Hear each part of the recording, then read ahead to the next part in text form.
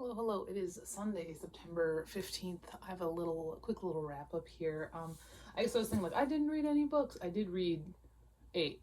Um, so I did read some books. But we're gonna go through here pretty quick. I don't have a lot to say about a lot of them because it was honestly, quality wise, it was pretty meh. So first I did read the fourth volume of Durarara. This is a series, an anime that I really enjoyed as a high schooler. It's one of the classics, I think. It kind of comparable a bit to stuff like, like Death Note. Maybe not quite as good as Death Note, but like it's up there, and it's a classic. It's about these gang wars, and there's also some supernatural elements in it, and I love the characters, and it's very much, this is very much kind of nostalgic for me in a lot of ways. I never read the manga, but I did watch the first season of the anime. They did come out with more seasons when I was older, like in college. I never finished them, but I did watch the first season, and I do really enjoy it. I gave it 4 out of 5 stars. Right, then I read a short story that I got in a Book of the Month box. That is A Spell for Disappearing by, what's her name? Abby Janie. And so this is a short story about a woman who meets like this Nordic man who thinks is pretty perfect. She's older. I believe she's in her 30s or 40s. And I know that that's like old, but in terms of the fact that she gets pregnant, that kind of is. But she ends up discovering that he might not be all that he seems. This is a very good little story. I don't know where you can find it other than the volume 0 situation. I don't know, they sent these out. I think it was like to try and get people to like add them to their box. I don't have the Book of the Month app, so I never added any more to my box, even though this was enjoyable.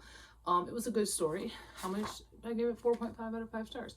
Right, then I read I think I read 2. I did read 2. Awesome. Okay, so I read the first of 2 Kindle books. I read These Deathless Bones by Cassandra Khaw, and this lady just hit it out the park. I fucking love Cassandra Khaw. Oh my god, everything I've read by her, I've loved. These Deathless Bones is another short story. It is about this like woman who's queen of this country, and she's not the mother of the prince, but she's the king's second wife, and the prince is just a terrible little, like, he's, I believe, 10 when the story takes place, and he's just an awful sociopathic little shit. And I loved it. It was so gross. This lady got a thing about bones, and it's so good. Okay, I read Holes by Louis Satcher. This is a reread. I read this when I was a child. It is a solid piece of children's literature. This follows Stanley Yelnats, and he is wrongfully accused of stealing a pair of shoes that were going to be auctioned off for charity because they belonged to a professional basketball player, and he ends up going to this like detention camp in the middle of the desert where they have to dig a hole every single day, and they find some stuff out about like the past of his own family, the past of this place where this lake was, the past of other people. It is honestly probably one of the best books for children that's ever been written. It is a modern day children's classic, and I believe I gave it 5 out of 5 stars. I gave it 5 out of 5 stars. All right. Then I finished, one of my groups finished one of their books. This was my high group that finished that, and that is Towers Falling by Jewel Parker Rhodes. This is about a girl who learns about 9/11 in school, and then she kind of just learning about 9/11 helps her learn more about herself and her family and all that stuff. And it is a fine book. I don't ever really feel very connected to it. So I was born in 1997, so I don't remember 9/11 because I was very young when it happened, and so I don't remember it, but I was alive when it happened, so I don't feel like that kind of like awe for it that I think a lot of younger kids do. So I don't know. This is a fine book. I think it is a fine introduction to 9/11, and I think most of the children were disappointed that we didn't just learn. It wasn't just about somebody dying in 9/11. So that's how the kids are doing right about now. But no, I did read it. All right, then I read, for the first time actually, I'm trying to be fast, I have laundry. I read Alana, The First Adventure by Tamara Pierce. I read not the Song of the Lioness, this is the Song of the Lioness. I read the Protector of the Small series when I was a kid. Those ones were mine with Kel. I liked her, I really liked it. This follows Alana, who dresses up as a boy to go become a knight because girls can't be knights, and the Protector of the series takes place after this one, and Alana is like an established knight, and now like girls can become knights, but like they really never do, and that's what Kel does. But this one, follow Alana. We follow her in this kingdom of Tortall, right? Is it Tortall? I don't know if it's Tortall. I think it is. Anyway, it's very good. It is children's fantasy. It is very well done. It's fun.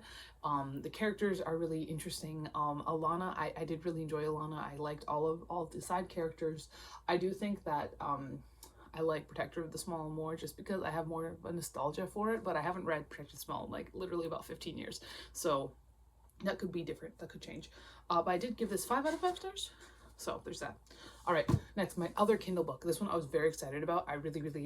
So I read a couple of weeks ago, maybe a month ago, I don't remember, sometime recently, I read No One Rides for Free, and it fucking sucked, and I hated it, and I was so disappointed. But I was like, you know what, I'm gonna give Judith Sonnet another chance, because, you know, No One Rides for Free was written in a very short amount of time. It was like a challenge that the author put upon herself, so I'm going to give her another chance with a different book, and we'll see if it's any better. And so I read Summer Never Ends, and it was better. It was so much better. It was so fun. It was ridiculous. It was over the top. It was bloody. It was gory.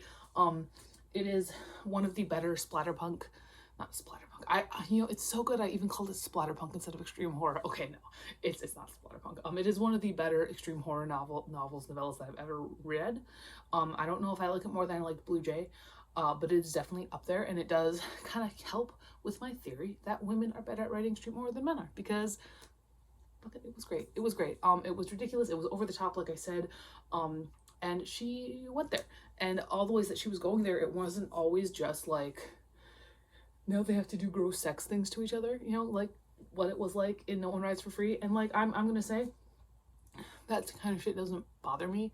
And I can get on board. I mean, like, I really like Richard Lehman, but you gotta have either the writing to back it up or the reasoning in text to back it up, because just constant sexual assault gets like boring and repetitive, and so that's why most extreme horror I just roll my eyes at. But Summer Never Ends, it was good.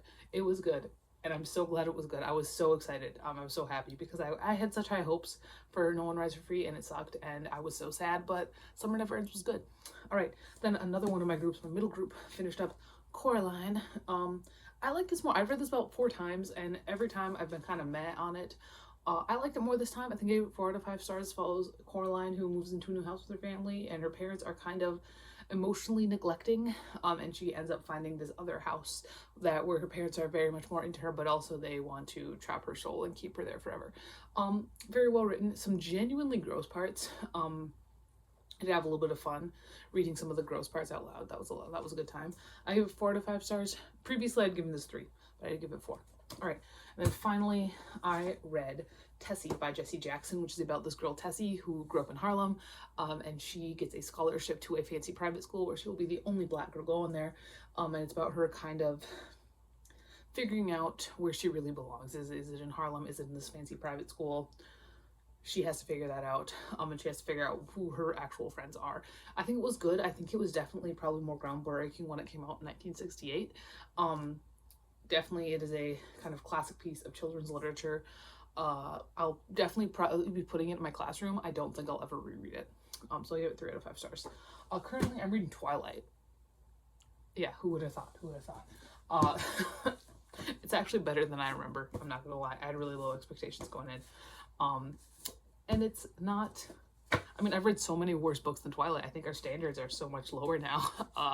But these are the books I read this past week, plus the 2 on Kindle. That is all for today. I'll talk to you later, and goodbye.